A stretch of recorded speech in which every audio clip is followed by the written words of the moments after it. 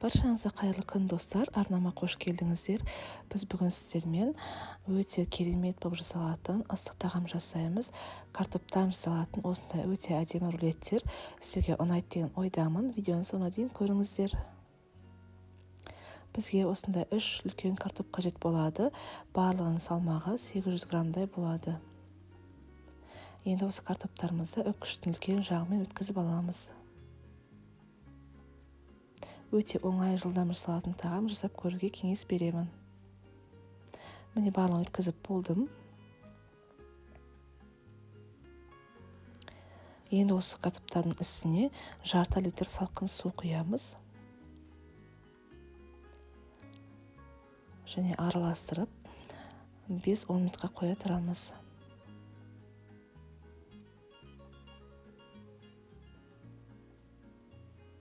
Он минуттан картоптарымызды алып, осындай душылаққа құйып, астындағы суын барлығын бөліп құйып төгіп аламыз.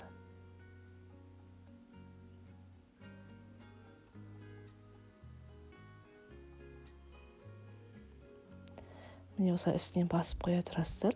Суы барлығы шығу керек. Енді біздің картопымыз дайын болғанша, біз ішіне салатын салмасын дайындаймыз. Осындай қызып тұрған табамызға сұйық майымызды құйып, менде бұл жерде 600 грамм тартылған ет. Егерде тауықтың еті болса, сіздер тауықтың етін қоса берсеңіздер болады. Достар, бұл 600 грамм ет 2 порцияға арналған. 3 картопқа сіздерге 300 грамм ет жеткілікті. Мен бірден 2 порция жасаймын. Өйткені маған 1 порция аз болады, сондықтан да мен 2 порцияға жасаймын. Енді үстіне өзіңізге ұнайтын дәмдеуіштер қосасыздар. Менде кептірілген тәтті бұрыштар, тұз, орегано және қызыл бұрыш. Енді араластырып, қақпағын жауып қоя тұрамыз. Бізге бұл етке ішіне салмасына осындай 2 үлкен пияз қажет болады. Осы пияздарымызды кішкентай бөліктерге бөліп тураймыз. Пиязымыз турап болғаннан кейін тартылған етіміздің үстіне қосамыз және де араластырып бұқтырамыз.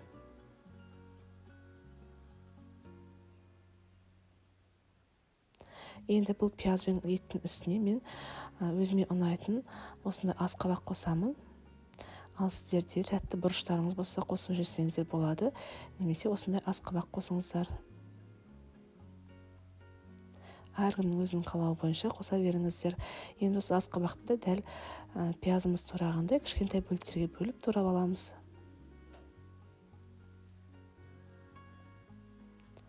Турап болған асқабақты ет пен пиязымыздың үстіне қосып 15-20 минуттай бұқтырамыз. Біздің салмамыз дайын болады. Үстіне кішкене ғана су қосамын, өйткені маған су көп қажет емес. 15-20 минуттан кейін етімізді сөндіріп, ары қарай тағамымызды жасаймыз. Достар, міне менің картопым тұрды, ішіндегі сөлі барлығы бөлініп шықты. Енді осындай үлкен ыдысымызға салып, үстіне қалауларыңыз бойынша осындай ас көк қосыңыздар, немесе петрушка қосыңыздар, және де 2 жұмыртқа. Дәміне қарай тұз, бұрыш қосамыз, және де 3 үлкен ас қасықпен ұн қосамыз.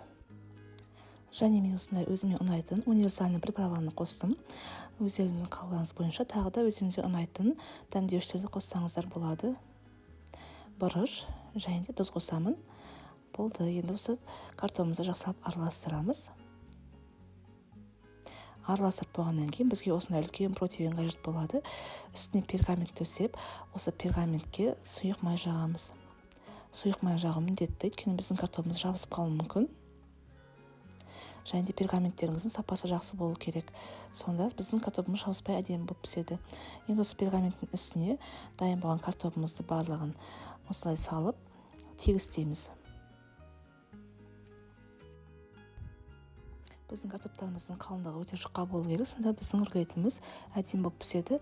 Енді қызып тұрған пешімізге 200 градусқа 20 минутқа осылай пісіріп аламыз. Міне біздің картопымыз пісті. Енді өзімізге керек бөліктерге бөлеміз. Мен бұл картопты 6 бөлікке бөлемін. Міне асты барлығы осындай әдемі болып піседі, сұйық май жаққаннан кейін.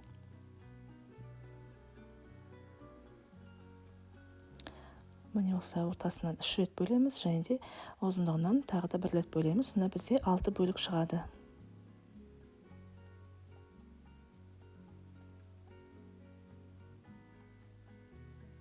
өте дәмді болып шығатын тағам жасап көруге кеңес береміз. Сіздерге де ұнайды деген ойдамын. Енді достар, міне астынан барлығын ажыратып аламыз. Жабысып қалған жерлер болса, міне дайын болған картоптарымыздың үстіне енді салмамызды салып өрлектерімізді жасаймыз. Міне осындай әдемі болып шығады асты.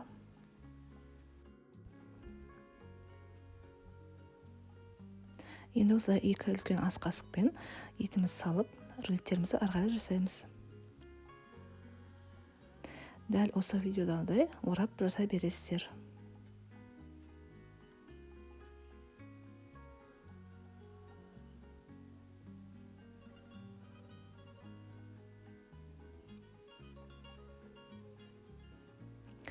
Бұл картоптарымызды жанына гарнирмен де берсеңіздер болады. Мен бүгін гарнирға күріш жасадым.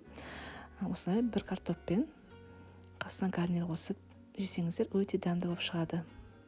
Міне осылай барлығын жасап аласыздар.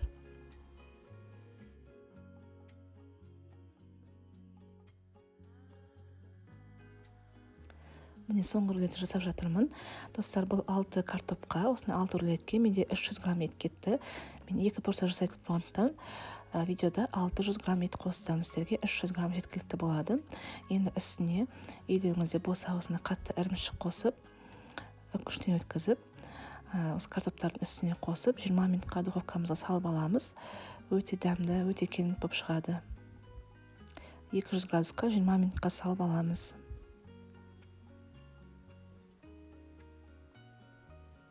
Достар, міне біздің картоптарымыз дайын болды. Иісі өте керемет болып шығып жатыр. Өте дәмді болып шыққан картоптар. Жасап көріңіздер. Сіздерге де ұнайды деген ойдамын. Қазір осы картоптарымызды кесіп, ортасын көрсетемін. Өте әдемі, өте керемет болып шықты. Жасап көріңіздер. Егер де ұнап жатса, осы видеоның астына лайк басып, комментарий жазып қойды ұмытпаңыздар. Және де осы тағам жасап көрсеңіздер, сіздерде қалай болып шыққанын комментарий бөліміне бөлісіп отырыңыздар. Міне осындай әдемі болып шығады. Достар, міне бүгінгі сіздерге жасаған тағам ұнаса, мен сіздерден қолдау күтемін. Ол үшін каналыма тіркеліп, лайк басып қойды ұмытпаңыздар. Және комментарийға өздеріңіздің ойларыңызды жазып қойыңыздар. Егер де ұнап жатса, достарыңызбен бөлісіп отырыңыздар. Сау болыңыздар.